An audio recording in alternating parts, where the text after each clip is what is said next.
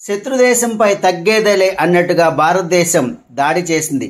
పాకిస్తాన్ ఆక్రమిత కాశ్మీర్కి భారత సైన్యం ఎయిర్ ఫోర్స్ చొచ్చుకెళ్లి ఉగ్రమూకల స్థావరాలను భూస్థాపితం చేసింది. అయితే ఈ దాడికి ఆపరేషన్ సింధు అని పేరు పెట్టారు.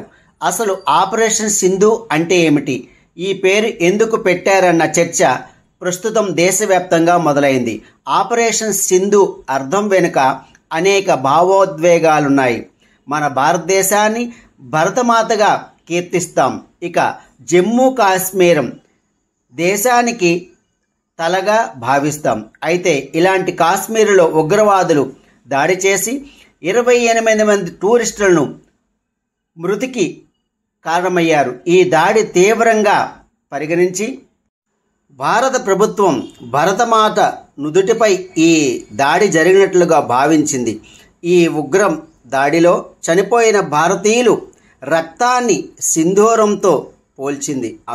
అందుకే POKలో భారత ఆర్మీ చేపట్టిన చర్యలకు కేంద్రం ఆపరేషన్ సింధూర్గా నామకరణం చేసింది.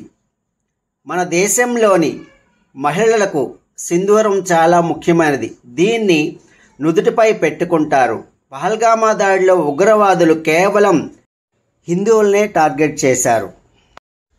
మన దేశంలో మహిళలకు సింధూరం చాలా ముఖ్యమైనది. దీన్ని నుదుటిపై పెట్టుకుంటారు. పహల్గామా దాడిలో ఉగ్రవాదులు కేవలం హిందువులను మాత్రమే టార్గెట్ చేశారు.